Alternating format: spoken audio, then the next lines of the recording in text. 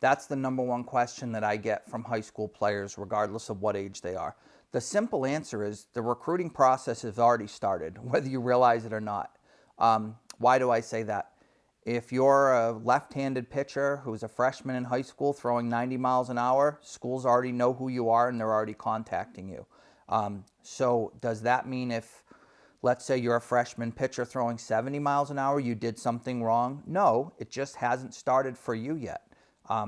Generally, once you have enough ability for your age, and we've talked about this previously, your age versus your ability, that's when college coaches may start to contact you. When you start to do something better for versus your age, that's when you're going to start to be in contact.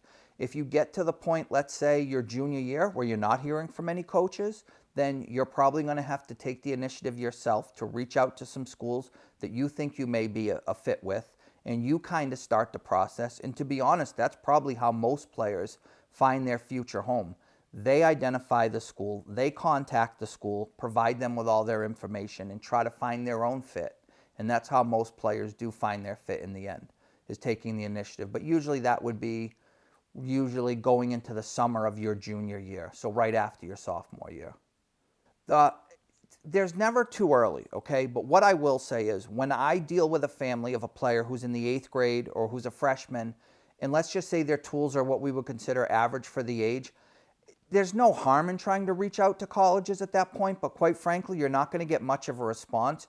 So I would redirect that into more player development, more player development, more player development, get stronger, get better before you really spend a lot of time. So is there too early? Not necessarily, but I don't think it's going to be productive to start that early.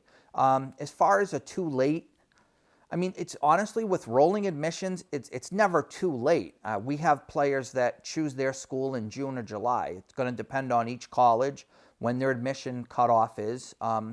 I do realize, though, and I have worked with families who have gone into the spring uncommitted, it's a very uncomfortable position to be in for the player and the family. So I would say if I'm a senior and I'm uncommitted, as I go through the fall and the winter, I would probably want to have that wrapped up, let's say, by the start of high school season. So if I'm going into high school season and I'm uncommitted, that's going to be a little unnerving. But I will say,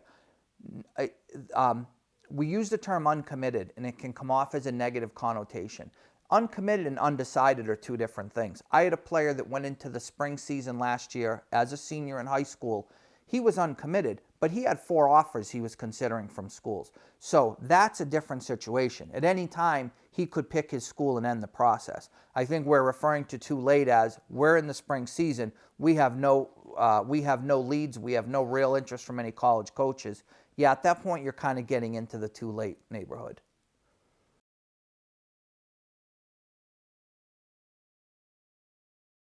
So the first thing you absolutely have to do is get a baseline assessment as to where you are as a player. This is something we've gone over in past episodes of, am I a D1, D2, D3 type player? But for the most part, you have to at least get a baseline. Usually that's going to come from your metrics, either from an event, from a showcase event, or just gathering your metrics. How fast do you run? How hard do you throw the baseball? How hard do you hit the baseball? If you're a pitcher, all the metrics that would go into being a pitcher. Once you have that baseline, once you have your information, realistically the next step would be to set up your player profile. Now there are a lot of different ways you can do that. There's a lot of companies. Firecracker Baseball offers player profiles. What that player profile is one place where you can store all of your information, and not just store your information, but update your information over the years of your recruiting process. That player profile is going to include a picture, and it's going to include all of your data. Your name, your year of graduation, your height, your weight, your positions, all of your baseball. It's going to include video that's uploaded. All of your baseball current past video is going to be up there. A link to your transcripts, or at the very least some academic information is going to be included, so a college coach knows where you fit academically. And then that profile should contain any information you have, all of your contact information, your summer coach, your high school coach, your private instructors, your strength and conditioning coach. So when that coach looks on that page, he should have everything he needs to evaluate you and contact you as a player. So once you have your baseline, you have your player profile. Once you have your player profile, now, as discussed in previous episodes, you can send that to any college coach that you want. You send them the link. It's very simple. Now he has all your information. That's probably where almost all players are going to start when they decide to start their recruiting process. If you enjoyed the video, please let us know by leaving a like. If you have a question you'd like answered, please leave it below in the comment section. If you want to catch more of this content, make sure you follow or subscribe so you don't miss out on anything. Thank you. See you next week.